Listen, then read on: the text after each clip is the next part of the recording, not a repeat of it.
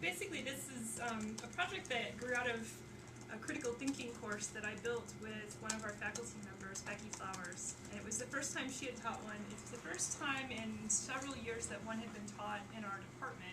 And so we felt at the time, since it was still required for all arts and sciences students, that we were providing primarily a service to our own majors who really had been requesting one for a while. I'm not really sure what's going to happen to this course now that critical thinking is not required, but there is a small but dedicated bunch of people in the department who would like to make such a similar course required for our majors. So that's sort of the context in which this is happening. We didn't set out to test anything in particular, but we found out some things that we think were particularly useful in teaching students to read scientific papers in a way that's sort of what we want them to be able to do as consumers of the information, at least, if not professional geologists at some point. And that there seemed to be something that went along with that and that we found very intriguing and hopefully beneficial, and that is that their views on the nature or the development of scientific knowledge seem to shift. And so that's a little bit sort of fuzzier part, and I'm not trying to purport any particular theoretical framework that I'm using, although I've become more aware of some of those. So, and we didn't set out to do research in that area, but we did, based on some observations, surveys, and interviews, we think we found some hints that something like that's going on. Is it alright if I sit? Can people mostly hear? Okay. You can do whatever you want. So again, and I built this talk off something I did at a meeting in November. So if the slides look unusually good, it's because I didn't make them up at the last minute the way I would have. There's probably some that are going to look just ridiculous because I did make Don't them apologize for giving us a great presentation. This is not the standard of which this that we need to be, It's I like guess. L'Oreal, which you and I both use, because we're worth it. Yeah. I don't know. So I want to kind of focus first on what we meant by critical thinking, try to define that, and the kind of things that we, just sort of a preview of what we think we've seen, the connections, and then what the study that we're trying to get published in some form is purporting to say. And then I want to talk a little bit about what we did in the course, and then I'd like to end with some examples from students. I tried to do a recording of the student interview. I talked apparently way too loudly, so you can't actually hear hardly the student compared to me, so it's not very effective for listening. So I have excerpts from that if we get to that. Some examples of the survey results and what I think this implies about instruction, about especially teaching students, helping students to read scientific papers. So again, I probably already said this. First of all, the instruction was geared at helping students deal with reading scientific papers and writing about them analytically. Again, I want to focus on the features of instruction that seem to support students dealing with these. And again, intriguing observations, I think, on what at least the lingo seems to be epistemological views that they have about science. Again, I'm not trying to use one framework or another, but I do have some ideas about maybe some end members of continua in different areas that experts and novices tend to have, or we think they have, if that makes any sense. I'll expand on that. And one framework that was useful for me when I was thinking about how to categorize student thinking, or at least what we were getting from student responses, is a paper by Sandoval that talked about inquiry and students' epistemological themes, I guess. And he picked out 4. The first 2 are the things I think were useful for me, that scientific knowledge is constructed and that scientific knowledge varies in certainty but can be evaluated based on community standards. So this is sort of a useful framework for me in thinking about how student views changed. Those 2 things, the first 2 that he identified as themes, seem to be ways in which students change their thinking or their views through the course. Okay, so what we meant by critical thinking in this course. If you look at the catalog of critical thinking courses that were offered by the university recently, there's something like 100 plus of them, and they all have slightly different points, and I don't know what, beyond the guidelines that are given, if they actually follow those guidelines, what actually they're trying to do in their course that resembles what most people would call critical thinking. And so the way we approach this is looking at claims that scientists, when they're talking about geology, make, and how do you evaluate the claims that are made in scientific papers. And so that's sort of where we take critical thinking to be, is an ability to evaluate claims in a very general sense.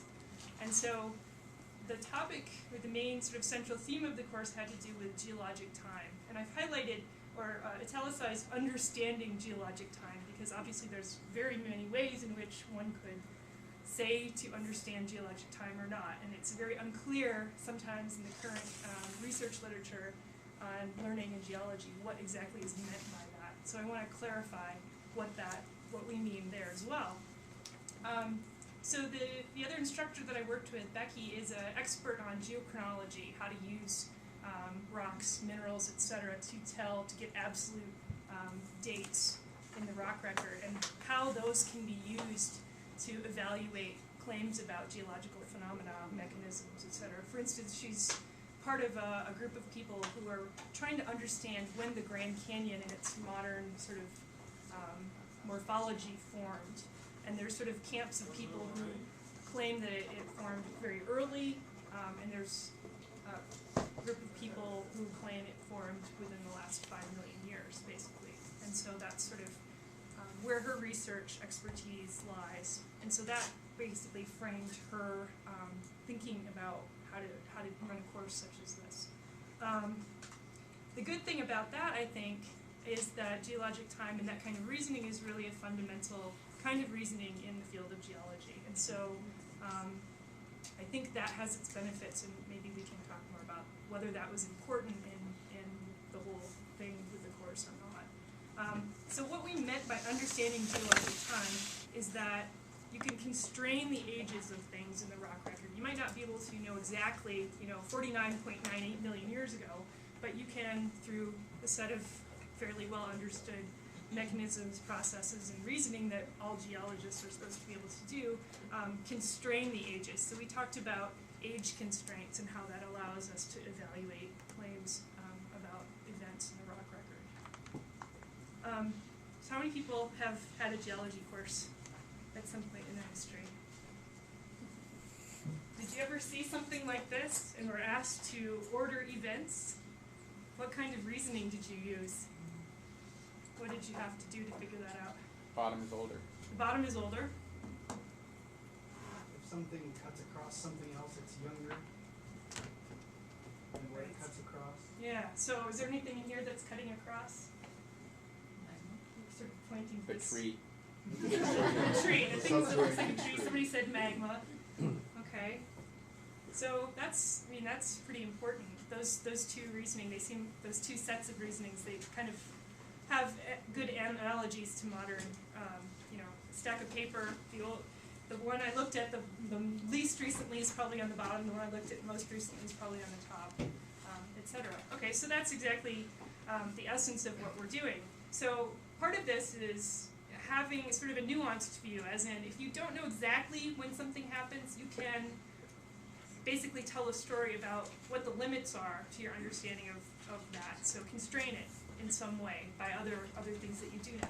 So if we wanted to know when this starred rock layer formed, and if we knew the age of this lumpy thing that's on the bottom, which in this case is representing an igneous rock that has been completely eroded and exposed at the surface, and all those horizontal layers are interpreted by most geologists looking at this to be deposited after that.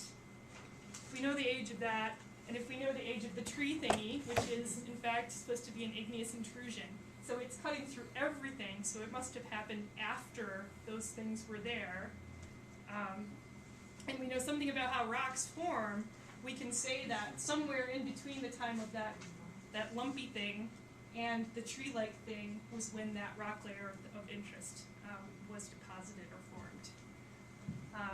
And so some of this seems, again, kind of commonsensical, but having a sense of, even if you don't know the absolute age of something, you can constrain it, that seems to be a fairly nuanced view. And as I'll talk more about, not a lot of our students had that view at the beginning of the course. They would express things like, well, for instance, if there was a diagram that was similar with a fault, and you asked them the age of the fault, students who were very advanced in their sort of educational experience in geology, who were thought to be very good students, would say, I don't know, you can't know the age of the fault, there's no way to know. I don't know, can't know. So by the end of the class, the same student was able to construct an argument about the constraints of the age of that fault and what it meant, that kind of thing. So again, the goal of the course initially was to develop these critical thinking skills, ability for students to evaluate claims, while looking at different tools that scientists, geologists use for determining geologic age. And so here's the people who did it. So those of you who don't know my background in geology, I'm by training a paleontologist and a biostratigrapher. And so those are ways, that's another way to get at the ages of things, and the rock record is through sequence of fossils. So that's what I'm familiar with. So it's sort of a nice complement to what Becky is expert in, which has to do more with radiometric ways of getting at ages. Could I ask a quick question? Sure, please. You said that when you were setting up the course, you weren't setting out to do research. No. And then you just made a comment about, well, at the beginning of the course, they didn't seem to understand this. So there must have been a fairly easy way for you to figure out or assess how they understood things at the beginning compared to at the end. So I'm curious about that. Well, I think what I'll say next has to do with how our course focus changed rather abruptly, and that had a big role to play. And I was basically a co-instructor for the course, so I was there every day. I didn't have the burden of grading everything, and so with two of us there, we had more time, and we had a lot of group activities. So there's all sorts of student discussion almost every day, and you could listen in. We did do a pre-test, or a pre-survey, a conceptual one, and we also did other surveys having to do with their attitudes and their experiences. So student discussing Right, back and forth right. with the instructors? Or With each other, with each primarily, yeah. So we didn't set out to do, I guess, to research anything in particular, but we did want to know if what we were doing was effective, and if students were learning what we wanted them to learn. So we did deliberately set out to do surveys and student interviews, and to listen to class discussion and use that to monitor what was going on. Does that kind of answer? Yes. Okay. I would call it back channel discussion. Back channel. Well, yes, some of it definitely was. So the idea in this initial sort of planning for the course is that we would have students explore a variety of tools, and we would focus on some of the controversial aspects within the scientific community of different either events or ages or whatever. So it turns out the largest mass extinction ever in history is prehistory, I guess I should say, was not the extinction of the dinosaurs, but it was this thing called the Permo-Triassic extinction, when something like 95% of all families on Earth went extinct, and something like 90% of all species went extinct. So that's understanding the mechanisms and the possible causes for that relies heavily on the order of events. So some people, for instance, think that a bolide crashing into the Earth was also a viable explanation for this extinction. But knowing when organisms went extinct in relation to that would be pretty critical. So that's sort of an example of how understanding the timing is really critical in understanding the processes. So that was our original plan.